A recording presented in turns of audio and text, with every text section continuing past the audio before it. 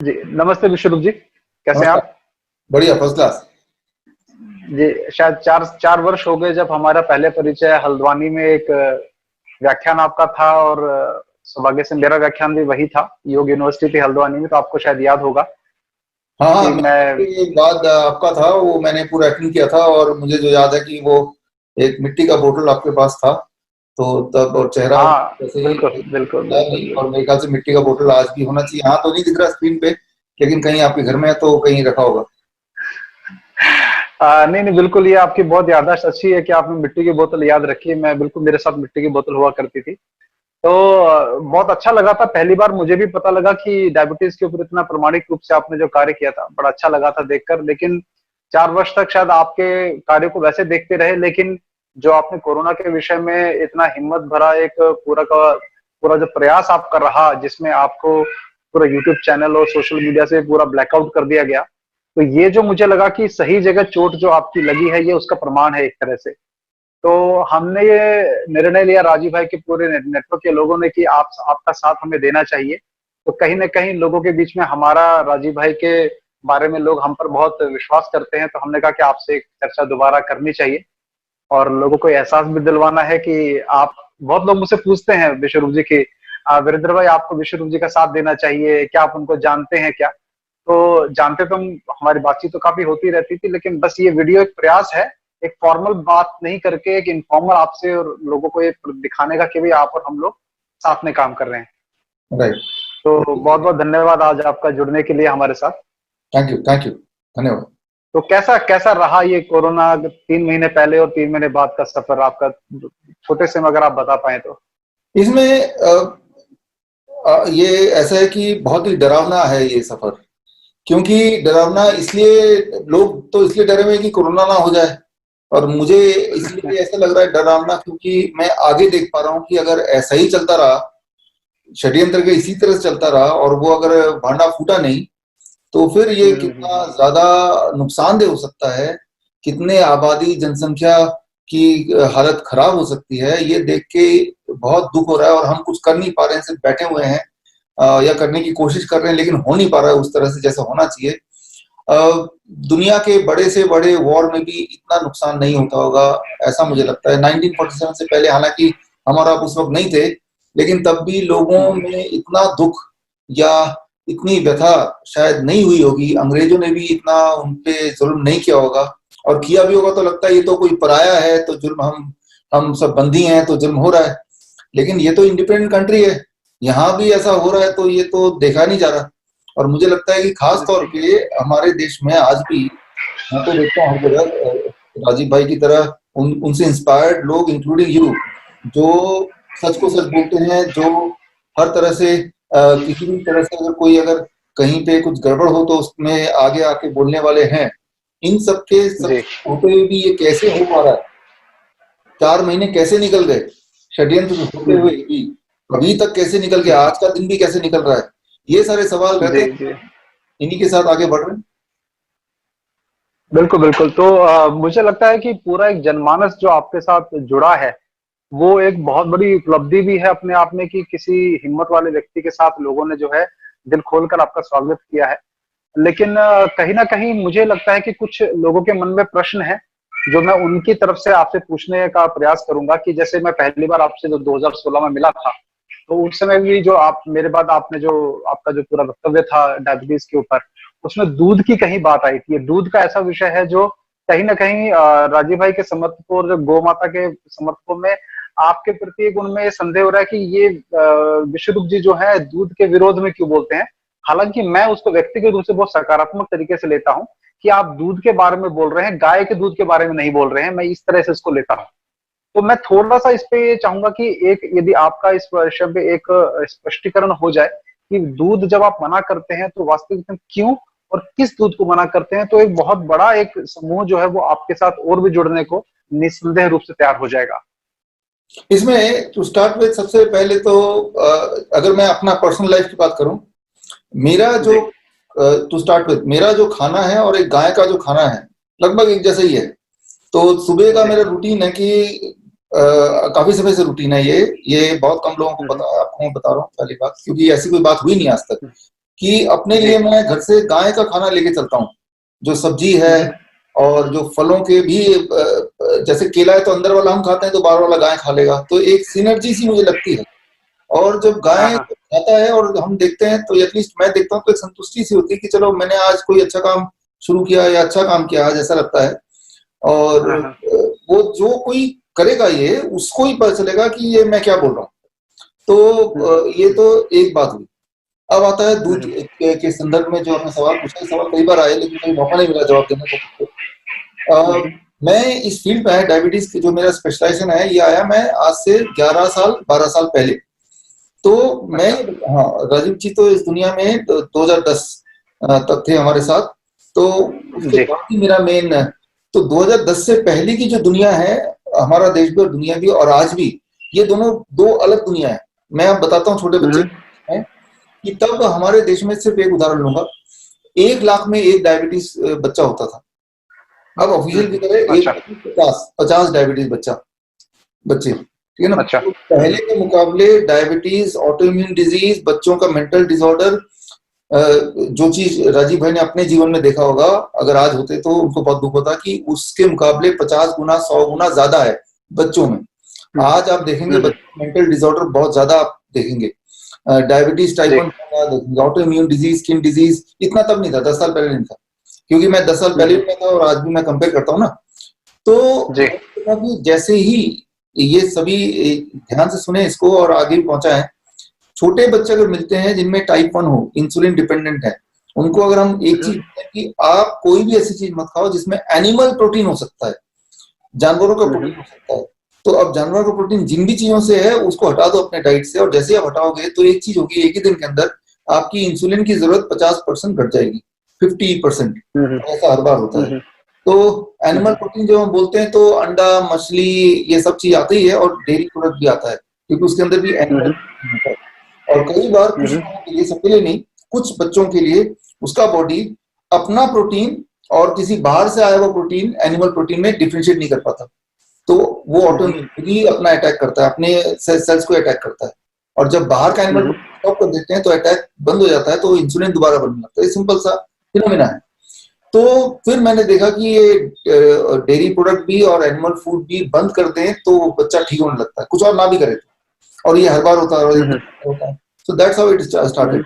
तो 2010 से पहले वाली जो दुनिया है और अभी, और मेरा जो फासला, मेरे ज्यादा लेना देना है शहरों के बच्चों से, विदेशी बच्चों से, जैसे स्विट्जरलैंड है, वियतनाम है, मलेशिया, जहां जहां जाता हूँ, और अनफॉर्चुनेटली गांव के बच्चों से, या फॉर्चुनेटली बोलें, मेरा लेना देना नहीं है, क्योंकि वो मेरे पास आएंगे नहीं, क्योंकि उनको डायबिटीज होगी नहीं, वहां का वातावरण ऐसा है, वहां का खान पान ऐसा है। और जहां तक हो सकता है, मैंने इस पे कभी शोध नहीं किया इसलिए मैं ठीक से नहीं बता पाऊंगा, लेकिन जो बच्चों की मैं देखभाल करता हूँ या जो मेरे पेशेंट्स हैं, वो पेशेंट जो शहर में रहने वाले हैं, फ्लैट में रहने वाले हैं, तो उनके पास तो दूध के नाम पे तो वही आता होगा ना, पैकेट वगैरह ये सब कुछ आता होगा। तो मैं ये बोलता हूँ आप दूध मत पियो, वो दूध कहाँ से आता है मुझे नहीं पता, लेकिन आप दूध मत पियो और तो फायदा हो जाएगा।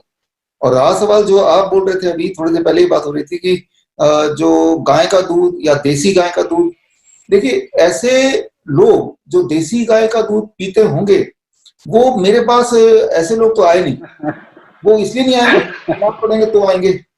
तो इसका मतलब बीमार नहीं पड़ते हैं, अब बीमार नहीं पड़ते हैं तो वो गाय का दूध देसी वाला जो है वो खराब नहीं होगा, तभी नहीं बीमार पड़ते हैं, नहीं तो वो आते मेरे पास। अगर वो आ जाएंगे तो मैं मना करूंगा, लेकिन वो आएंगे ही नहीं, पहली बात तो, क्योंकि वो बीमार नहीं पड़ रहे हैं, है ना। तो ये बहुत अच्छी बात है, बहुत अच्छी बात है। इससे लेकिन वो मेरे पास नहीं आए, क्योंकि मैं गाँव में भी जाऊंगा तब भी नहीं आएंगे, क्योंकि वो बीमारी। तो ये छोटी सी बात है। दूसरी एक बात मैं ये बताना चाहता हूँ कि 2 साल 2.5 साल 3 साल तक तो बच्चे को अपने माँ के दूध पे रहना बहुत जरूरी है। कुछ माएँ क्या करती हैं अभी आजकल के इसमें, शहरों में ज्यादातर, कि वो 6 महीने बच्चे को दूध पिला के फिर वो गाय के दूध पे छोड़ देती है, सोचते कि अब वो बच्चा पल जाएगा, जबकि तब गाय के दूध पे भी नहीं, वो बाजार के दूध पे छोड़ देते हैं। फॉर्मूला मिल्क बोलते हैं इसको, नेस्ले नेस्ले के मिल्क पाउडर पे छोड़ देते हैं। तो दूध नहीं एक्चुअली वो केमिकल है जिसको दूध का नाम दे दिया गया है, ठीक है ना। तो ये सारी चीजें, तो ओवरऑल चीजों को सिंप्लीफाई करने के लिए मैं बोलता हूँ दूध को हटा दो और आप आगे। बिल्कुल और जब भी मैं बोलता हूँ तो मेरे आगे पेशेंट होते हैं खूब सारे, और पेशेंट जाहिर सी बात है वो गांव के लोग जो है वो पेशेंट टाइप होते नहीं है, वो तो ताकतवर है आज और गाय और गांव वो जगह है जहाँ पे लोग धूप में रहते हैं 7 घंटे 8 घंटे, धूल में खेलते हैं, मिट्टी में खेलते हैं। तो वो है गाय और वही है गांव, उसके अलावा जो है वो बिल्कुल शहर है। तो ये छोटी सी बात है जो हमें और आपको समझनी होगी अच्छी तरह से, कि जो तो बीमार नहीं है वो जो भी कर रहा है वो ठीक कर रहा है, और जो तो बीमार है वो जो भी कर रहा है वो ठीक नहीं कर रहा हो। नहीं, बिल्कुल बहुत अच्छा है। क्योंकि शायद आपको नहीं पता होगा, लेकिन आपके बिहाफ पे, क्योंकि आपसे संपर्क करना जो है थोड़ा सा मुश्किल रहता है, क्योंकि आप बहुत कामों में व्यस्त रहते हैं, और वो अच्छी भी बात है। तो आपके बिहाफ पे लोग मुझे कॉल करते हैं कि वीरेंद्र भाई विश्वरूप जी से ये कहिए वो कहिए, तो मैं उनको एक ही बात हमेशा बोलता था आपकी बात का समर्थन करते हुए, कि विश्वरूप जी ने जो आपने कहा ना, एक बहुत खूबसूरत बात कही आपने, कि गाय का दूध पीने वाला व्यक्ति आपके पास आने की उसको आवश्यकता ही नहीं पड़ेगी। इसी कारण से जो भी आते हैं उनको दूध के लिए मैं मना करता हूँ। वो बहुत अच्छी बात कही। तो कहीं ना कहीं दूध के विषय में आप भी इस बात से सहमत होंगे कि श्री राम, श्री कृष्ण, इन सब वो जो शास्त्रों में पूरा दूध के बारे में लिखा है, तो देसी गाय के दूध के बारे में लिखा है। तो हम लोग उनसे ज्यादा समझदार नहीं है कि हमारे अंदर ये हिम्मत हो कि हम देसी गाय के दूध को बेकार कह दें। तो मुझे लगता है ये आपकी बात का समर्थन करते हुए ही मैं उन लोगों को समझाता था इस बात को। तो ये बहुत अच्छा है। चलिए ये विषय मुझे लगता है कि क्लियर हो गया है। इस विषय में अब ज्यादा बात करने की आवश्यकता नहीं है। दूसरी बात ये कि शायद आपने 3-4 महीने में देखा होगा कि जो आपका नाम घर घर में मशहूर हो गया, घर घर में आपको दूसरा राजीव दीक्षित तक की उपाधि लोग देने लगे हैं। वो आप उसको बड़े सहज भाव से जो है लोगों के बीच में रख देते हैं बात को। लेकिन बड़ी बात क्या है कि आपके बहुत सारे विरोधी भी तैयार हो गए हैं इस कारण से, जो आपके विभिन्न विषयों को पकड़कर आपके खिलाफ जो है वो, जैसे लल्लन टॉप वाले हुए, एक कोई और व्यक्ति है कोई चौधरी नाम का, जो आप जिसका काम ही है आपके विषय में नकारात्मक डिग्री के बारे में, आपके विषय के बारे में बोलना। तो ऐसे लोगों के लिए आपका क्या संदेश है? क्या आप ऐसे लोगों के को किस प्रकार से आप मानते हैं कि वो क्या भूमिका रखते हैं आपके इसमें? वो आपको और हिम्मत देते हैं या आप उनसे निराश होते हैं? क्या आपका रहता है उस विषय में? ये देखिए, ऐसे लोग तो होंगे ही होंगे, विरोधी होना ही है। अगर विरोधी नहीं है वो तभी हो सकता है जब आप कुछ कर ही नहीं रहे हो। कुछ करेंगे उससे किसी का फायदा होगा, और कोई लोग जो जिनके भांडा फूट रहा है उनको नुकसान है, तो वो कुछ तो करेंगे, चुपचाप तो बैठेंगे नहीं। तो जाहिर सी बात है, ये लोग थोड़े से लोग हैं, इसका मतलब बहुत ज्यादा हम काम नहीं कर रहे हैं। ये लोग ज्यादा होंगे, इसका मतलब हम ज्यादा काम कर रहे हैं। तो मैं ऐसे देखता हूँ, लेकिन मैं ये भी देखता हूँ कि हमारे पास जो एक शक्ति है वो है सच्चाई की शक्ति। तो हमें सिर्फ जी सच्चाई को देख के बस आगे बढ़ते जाना है, और ऐसे लोगों पे ज्यादा उनका काम है ध्यान दिलाना, अपनी तरफ ध्यान अट्रैक्ट करना, ठीक है ना, जो हर जी तरह के लोगों का। तो लेकिन हमारे पास टाइम 24 घंटे का ही है। ये टाइम या तो जी लगाए उन लोगों को रोकने में, या लगाए हम आगे बढ़ने में। तो हम बिल्कुल अपना काम पूरे दिल से करते हुए आगे चलते जाएं। ये लोग पीछे कहीं ना कहीं छूटते जाएंगे, बोलेंगे भी, छूट भी जाएंगे। उनके उनके सवालों के जवाब देने में जितनी ताकत लगाएंगे हम, उस वही वाला ताकत हम काम को आगे बढ़ाने में लगाते हैं। तो वही जवाब है उनके लिए भी, और वही सही चीज है, मुझे ऐसा लगता है। पहली बात, कई बार बहुत अच्छा। ऐसा होता है कि जब बहुत सारे लोग ऐसे विरोधी आ जाते हैं तो दिल में एक बार शंका होती है, या लगता है कि यार ये क्यों हो रहा है, मतलब कंफर्टेबल सिचुएशन नहीं है। ऐसे में अपने आप को इंस्पायर करने के लिए कुछ तैयारी हमें करनी होती है। जैसे ऐसे कुछ लोगों को याद कर लो जिनसे हम इंस्पायर हुए हैं, तो फिर ताकत आ जाएगी। तो ताकत तो दिमाग की होती है ना। अगर तो दिमाग की ताकत होती बिल्कुल है, अपना इंतजाम रखते हैं कि भाई किन लोगों को याद करो, कौन से वाले वीडियोस देखो, है ना, तो उससे ताकत मिल जाएगी। आपके मैं देख रहा हूँ पीछे राजीव भाई की फोटो लगी हुई है, तो आप समझ रहे हैं मैं क्या बोलना चाह रहा हूँ, कि जिन बिल्कुल चीजों बिल्कुल से हम इंस्पायर होते हैं, जिन चीजों की वजह से हम आगे बढ़ रहे हैं, उन चीजों को, उन लोगों को अगर दिमाग में आप हमेशा रखेंगे, तो ये जो छोटी मोटी रुकावट है, इसमें आपको कुछ भी फील नहीं होगा। अगर उन बिल्कुल लोगों को दिमाग में रखेंगे, तो मैं दिमाग में रख के चलता हूँ, मेरा गोल क्या है, एम क्या है, उसको बहुत बड़े से पिक्चर देखता हूँ। और जो लोग जी ऐसे लोग का नाम लिया आपने, उनको ब्लैक एंड व्हाइट छोटा सा कोने में रखा हुआ देखता हूँ, ठीक है ना। तो इस तरह से मेंटल पिक्चर बनाया हुआ है, वो मेंटल बहुत अच्छा। पिक्चर अपने ही हाथ में है। तो ठीक है, तो अच्छा ही लगता है कि नहीं, आप। मैं मेरे जीवन में भी इस प्रकार के विरोधी लोग बहुत आए। 10 वर्ष का मेरा भी सामाजिक जीवन हो गया है, तो मेरे लिए जो प्रेरणा का स्रोत मैं बताना चाहूंगा, आप भी उनको चाहे तो पढ़ सकते हैं। मैं जब भी कोई ऐसा स्थिति आती है जहां मुझे बड़ा संदेह शंका वगैरह होती है, तो इसको जो है मैं नाना साहब पेशवा को याद करता हूँ, अच्छा। जिन्होंने 1857 की क्रांति का, यदि आप कभी पढ़ेंगे तो वो इतनी प्रेरणादायक व्यक्तित्व है कि जिस व्यक्ति ने, जो कोई सोच नहीं सकता था उस समय, अंग्रेजों के खिलाफ आवाज उठाई। जैसे आज हमें लगता है कि ये बिल गेट्स और ये सब ताकतें, आज 13 जून का दिन है, पूरे विश्व में बिल गेट्स के विरोध में आज एकजुट होकर 13 जून को विश्वव्यापी अभियान छिड़ा हुआ है। तो कोई सोच नहीं सकता था कि इतनी बड़ी ताकत के साथ लड़ा जा सकता है। वहां पर नाना साहब पेशवा ने जो है वो अंग्रेजों के खिलाफ 1857 का बिगलो बजाने की जो तैयारी 1851 से की, वो मेरे लिए बहुत प्रेरणादायक एक विषय है। तो कभी आपको भी समय मिले तो नाना साहब पेशवा की जीवनी जरूर पढ़ें, बहुत आपको प्रेरणा मिलेगी। नहीं, बिल्कुल मुझे आइडिया है, लेकिन डिटेल में और मैं पढ़ूंगा। लेकिन ये सही बात है कि एक इंसान चाहे तो अगर सच्चाई पे चलेगा तो कुछ भी वही ताकत होती है, अल्टीमेटली तो यही साबित होता है। जी।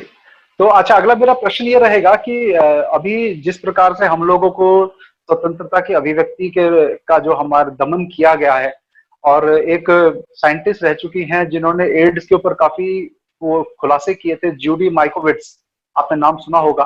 तो जूडी माइकोविट्स का जीवन जो है पूरा का पूरा, क्योंकि एंथनी फाउची ये जो सब लोग हैं इनके खिलाफ इन्होंने बहुत षड्यंत्र उजागर किए, तो उनके पूरे करियर को, उनकी पर्सनल लाइफ को, उनको दिवालिया उनको घोषित कर दिया गया, उनको जेल में डाल दिया गया, गैग ऑर्डर इशू कर दिया गया। तो इस प्रकार का, मुझे भी लोग कहते हैं कि वीरेंद्र भाई आप भी खुले में बोलते हैं, लेकिन मुझे लगता है कि हमसे ज्यादा वीडियो आपके देखे जा रहे हैं। तो इस प्रकार का कभी आपको नहीं लगा कि जब सरकार इस प्रकार का षड्यंत्र, मान लीजिए यदि करती है, या इस प्रकार का कुछ करता है जो आपके जीवन पे, पर्सनल लाइफ है उसमें, तो आप उसको किस प्रकार से आप देखते हैं कि क्या आपको लगता है कि हमें करना चाहिए कि जिससे आप जैसे व्यक्ति, राजीव भाई जैसे लोगों को जो हम प्रेरणा देते हैं पूरी दुनिया को, उनके लिए हम लोग कर सकें? हाँ, इसमें देखिए दो पार्ट है इसमें। पहले तो मुझे क्या लगता है और करना क्या चाहिए, दो अलग चीजें होंगी। तो मुझे क्या लगता है, मुझे लगता है कि दो ही चॉइस है मेरे पास, या तो हम बोलें या ना बोलें, इसके अलावा तो कुछ हो नहीं सकता। तो ज्यादातर लोग हैं हमारे आसपास, उनको तो पता ही नहीं कि असलियत क्या है, तो उनको बस एक ही चॉइस है, नहीं बोलने का, क्योंकि उनको वही जो लगता है जो दिखाया जा रहा है उनको, तो वो तो एक्सक्लूड हो गए क्योंकि उनको पता नहीं है, तो उस पर दोष हम दे ही नहीं सकते। लेकिन भगवान ने हमें आपको ताकत दी है कि सच को समझने की। तो अब हमारे पास दो चॉइस है, सच हमें पता है, हम इसको बोलें या ना बोलें, ठीक है ना। बिकॉज बाकी लोगों के लिए सच और झूठ एक ही बात है, हमारे लिए सच क्या है क्लियर है, और जो दिखाया जा रहा है वो भी क्लियर है। अगर तो कुछ नहीं बोलता, एक तो ये है आप और हम कुछ बोले ना, तो क्या हम बच जाएंगे? इसकी कोई गारंटी है? कल क्या होगा हमारे साथ, सब कुछ सही होगा, इसकी कोई गारंटी है? अगर तो बोलते हैं गारंटी है, तो मैं आपको याद दिला दूं, सभी को याद दिला दूं कि अभी भारत में 30 करोड़ लोग जो 3-4 महीने पहले 2 वक्त की रोटी खा पाते थे, वो 30 करोड़ लोग आज उनको 2 वक्त की रोटी नहीं मिल रही है। 13 करोड़ लोग ऐसे हैं जिनका घर बार नहीं है, आज वो सड़क पे हैं, और उनमें से बहुत सारे लोग ऐसे जिनकी गिनती नहीं है जो मारे जा चुके हैं सड़क पे कुत्ते बिल्ली की तरह। तो जो करोड़ लोग थे उन्होंने कुछ नहीं बोला था 4-5 महीने से, वो बिल्कुल चुप थे, शांत थे, जैसा बोला जा रहा था वैसे ही कर रहे थे। तो उनके साथ अगर उनके साथ जो उनका कल है, जो उनका आज है, वही हमारा और आपका कल होगा। आज हम कंफर्टेबल हैं, एसी में बैठ सकते हैं और बिल्डिंग में बैठे हुए हैं, लेकिन यही वाला तो उनके साथ भी उनका कल यही था, लेकिन आज वो सड़क पे हैं, जबकि वो हमारे ही भाई बंधु हैं, राइट। तो वो लोग चुप थे। अगर चुप होने से सब कुछ ठीक होता तो उनके साथ खराब नहीं होता। मतलब ये चुप बैठना है, राइट। तो चुप बैठने से कुछ होगा नहीं, ये तो पक्का है। हाँ, चुप ना बैठने से क्या होगा कि क्या नहीं होगा उस पर शक है। आप यकीन नहीं कर सकते कि आपने सच बोला तो खराब ही होगा, लेकिन चुप बैठने से क्या होता है वो तुमने देख ही लिया। पहली बात, लोगों को क्या करनी चाहिए, जब जो लोग षड्यंत्र कर रहे हैं वो एकजुट होकर बहुत ही डिसिप्लिन तरीके से आगे बढ़ सकते हैं, तो जो लोग सच के राह पे चल रहे हैं वो भी तो डिसिप्लिन तरीके से एकजुट होकर आगे बढ़ सकते हैं। तो इसमें किसी को लीडरशिप देनी पड़ेगी। मैंने तो पर्सनली ये देखा है कि राजीव भाई के जाने के बाद से लीडरशिप किसी एक के पास होने कोई डायरेक्शन नहीं है। ये तो पता है कि हमें करना है, लेकिन वो करने का अगला स्टेप वो नहीं है। एक डायरेक्शन बनाना, एक पूरी रणनीति बनाना, सच्चाई को भी सच्चे ढंग से आगे बढ़ाने के लिए तो हमें पूरी तरह से उतना ही स्मार्ट होना पड़ेगा, चाहे वो सोशल मीडिया के माध्यम से हो, चाहे हमारे अपने जनसेवा के माध्यम से हो, या फिजिकल रूप में लोगों तक पहुंचने से हो। हर तरह से हमें स्मार्ट होना पड़ेगा कि जब वो ताकत जो कि झूठ के दम पे है लेकिन वो एक साथ है, तो सच के दम वालों को भी एक साथ होना पड़ेगा। एक साथ होने के लिए एक दिन लगता है, बस वो एक दिन आपको सिक्योर कर देगा। उस एक दिन को जब देख लेंगे इतनी सारी ताकत एक साथ है, वो भी सच वाले, तो झूठ अपने आप ही धीरे धीरे फीका पड़ जाएगा, अपने आप ही खत्म हो जाएगा। मेरे ख्याल से यही तरीका है, इतिहास में भी ऐसा ही कुछ हुआ है। बिल्कुल बिल्कुल, मुझे लगता है आपकी जो बात है वो कल गोपाल सुत्रिया जी को जानते होंगे, आप गुजरात में है। गोपाल सुत्रिया जी से कल बात हो रही थी, उनके जो पंचगव्य के ट्रायल कोरोना वालों पे हुए थे, मैं उस बारे में अपडेट ले रहा था उनसे। तो उन्होंने मुझे बताया कि 10 साल से राजीव भाई के जाने के बाद कोई एक तरह से ऐसा कोई फिगर खड़ा नहीं हो पाया जो जिससे राजीव भाई के कार्य को दिशा मिल पाए।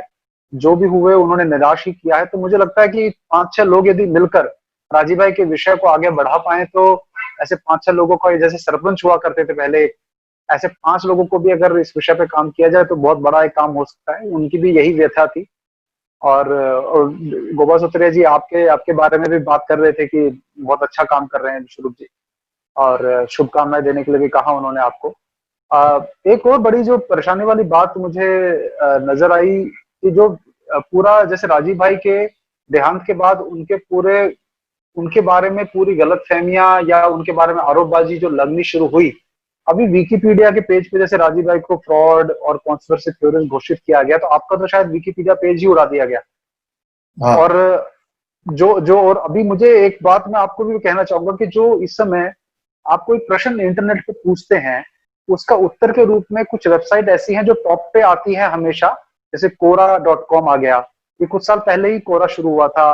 कुछ ऐसी वेबसाइट जो फैक्ट चेक, मिथ बस्टर्स के नाम से या फैक्ट चेकिंग के नाम पे जो है हम सबसे ऊपर हमें दिखाई देती हैं, उसमें जिसके बारे में गलत फैलाना है उसके विषय में वहां गलत ही ऊपर आएगा गूगल सर्च के अंदर। तो आपके बारे में भी यही हो रहा है, राजीव भाई के बारे में भी यही हो रहा है। तो इसको किस प्रकार से आप चाह रहे हैं कि लोग आपको, आपके जो ये गलत फहमियां फैलाई जा रही हैं, उसके बारे में आप किस प्रकार से उम्मीद करते हैं कि लोग इसमें समर्थन करें आपको, उसके बारे में थोड़ी अगर चर्चा करें तो अच्छा रहेगा। हाँ, ये एक बहुत ही वैलिड पॉइंट और ये मेरे चिंता का विषय भी है जो आपने इस सवाल को उठाया। इसमें जो विकिपीडिया है, फेसबुक है, यूट्यूब है, ट्विटर है, इवन व्हाट्सएप है, इवन व्हाट्सएप, ये जो हमें लगता है कि फ्रीडम ऑफ स्पीच मिल गया, हमें कोई पावर मिल गई, ताकत मिल गई, जिस ताकत के को यूज करके हम कुछ भी कर सकते हैं, ऐसा दिखने में लग रहा है। वो तब तक जब तक ये ताकत देने वाले इंसान को कोई नुकसान ना हो रहा हो या उसके षड्यंत्र को कोई नुकसान ना हो रहा हो, तब तक है। और वो षड्यंत्र, वो जो ये ताकत आपको मिली है वो आपके खिलाफ ही लड़ने के लिए मिली है, राइट। तो ये पहले तो इसकी लत लग गई, लत ही बोलूंगा मैं इसको।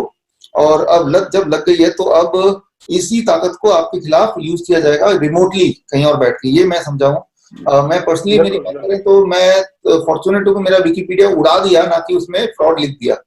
तो मैं इसको ऐसे लिखता हूँ, उड़ा दिया उसको।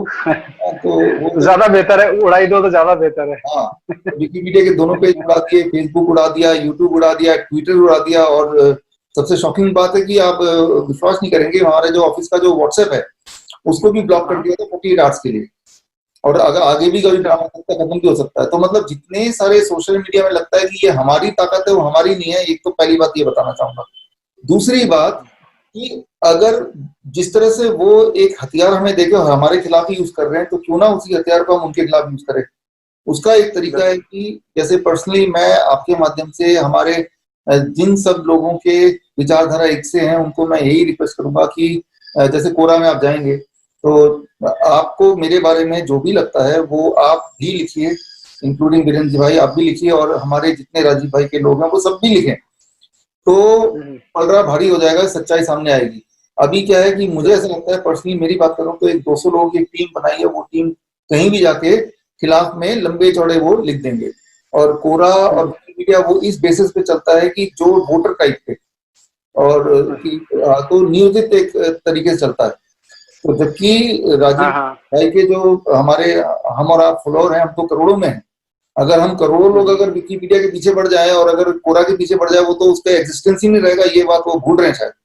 तो इस कन्वर्सेशन के थ्रू मैं एक छोटी सी चीज मैं बोलना चाहूंगा कि कोरा में आप जाएं, आप लोग जो भी सुन रहे हैं, और जो भी आपने मेरे बारे में समझा है अपने हिसाब से वो आप लिखें, वो सच जो भी है, जो भी आप चाहते हैं, लेकिन लिखें जरूर। नहीं तो अभी क्या हो रहा है कि थोड़े लोग बहकाने के लिए कुछ भी लिख रहे हैं, लेकिन एक आम आदमी जो कुछ जानना चाहता है वो नेट पे सर्च करता है और जो भी दिखता है फर्स्ट उसी पे विश्वास करता है, जिससे जो बातें हम पहुंचाना चाहते हैं सिंपल तरीके ठीक होने के, चाहे कोरोना से या डायबिटीज से या कैंसर से, वो लोगों तक नहीं पहुंच पा रही है। और मकसद भी है कि वो लोगों तक ना पहुंच जाए। यूट्यूब उड़ गया, फेसबुक उड़ गया, क्यों? क्योंकि उसमें कोरोना का इलाज जैसे ही बताया, उसके अगले दिन वो उड़ा दिया कि भाई वो इलाज लोगों तक ना पहुंचे। फिर फेसबुक के माध्यम से बताया फेसबुक को ब्लॉक कर दिया, फिर नया फेसबुक खोला, वो ब्लॉक हो गया। ठीक है, तो ये चल रहा है। तो मतलब ये कि ये वाला हथियार हमारे खिलाफ अगर यूज हो रहा है तो हम भी इसी हथियार को उनके खिलाफ यूज कर सकते हैं, उसी में अपने जो भी एक्सपीरियंसेस हैं उसको डाल के, ताकि आपके एक्सपीरियंस लोगों तक पहुंचे, ना कि उन 200 या 100 200 400 लोगों के जो एक नियोजित तरीके से प्लान्ड वे में कुछ भी लिख के, तो ताकि लोगों को वही ऊपर टॉप पे दिखे लगे कि यही सच्चाई है। तो ये एक मैसेज है मैं देना चाहूंगा। नहीं, अच्छा है, जैसे आपने कहा कि हमारे क्रांतिकारी अंग्रेजों की बंदूकें चुरा के उन्हीं के खिलाफ यूज करते थे, हाँ, ऐसे ही हम लोगों को भी इनकी इनकी इनकी जो हथियार है उन्हीं के खिलाफ यूज करने उन्हीं को चाहिए यूज हमको। करना है, हमें चालाकी से काम करना है, हमें उन्हीं को यूज करना है। वही जमाना आ गया है, तभी उसका जवाब दिया जा सकता है। एक तो तरीका है कि हम सोशल मीडिया का बहिष्कार करें कि भाई हम अंग्रेजों की बंदूक ही ना उठाएं। दूसरा है कि उन्हीं की बंदूक उनके ऊपर हमला कर दें। दो तरीके हैं। तो सोशल मीडिया में या जो भी मीडिया है हर तरह से सच्चाई पहुंचाए, बेसिकली तो बात ये है। जो चीज सच है वो लोगों तक पहुंच जाए तो लोग जागरूक होंगे, तो सब लोग जागरूक होना जरूरी है। जी, ठीक है। तो बस इतना ज्यादा लंबा चौड़ा बातचीत नहीं करनी थी आपसे, एक फॉर्मल एक इनफॉर्मल एक बातचीत होनी थी। बड़ा अच्छा लगा, और मुझे लगता है कि अभी आगे जो दिशा है उसके विषय में मैं आपसे भी ये कहना चाहूंगा कि कोई जैसे ही ये सब थोड़ा सा रिलैक्सेशन हो जाए तो आप और हम मिलके कार्यक्रम आयोजित हम करें जिसमें राजीव भाई के समर्थक देश भर से आए, और एक आपका भी संबोधन उसमें हो, और दो तीन और दो देश में दिग्गज लोग हैं जो इस विषय पर काम कर रहे हैं, उन सबका वक्तव्य एक मंच पे से हो। तो इसकी भी तैयारी हम करेंगे, और उस विषय में फिर आपको भी हम सूचित करेंगे। तो आशा है कि आप उसमें भागीदारी जरूर करेंगे। बिल्कुल बिल्कुल ऐसा ही कुछ होना चाहिए। और as a not only speaker, एक तो वक्ता होता है, दूसरा है अटेंड करने के लिए भी, कभी भी हो कहीं पे भी। तो उसके लिए मुझे लगता है कि हमें आपको सबको मिलके आगे आना चाहिए। आफ्टर ऑल ये हमारा देश है, जी, रिस्पॉन्सिबिलिटी भी तो हमारी ही सबकी है। तो जिनकी आंखें बिल्कुल। पहले खुली उसको पहले आगे आएगा, बाकी लोग थोड़े बाद में आएंगे। आना तो सभी को है, एक दिन आगे तो आना ही पड़ेगा। जी, तो बहुत अच्छा लगा विश्वरूप जी। आशा है कि आपके कार्य में ईश्वर आपको सफलता दे, और हम सभी राजीव भाई के समर्थक पूरी तरह से आप लोगों आपके साथ हैं। जो भी आप जिस प्रकार का भी आह्वान करेंगे, हम और हमारी पूरी टीम आपके साथ रहेगी। बहुत बहुत धन्यवाद आपका हमसे जुड़ने के लिए। धन्यवाद, धन्यवाद सर, थैंक यू। नमस्ते, वंदे मातरम।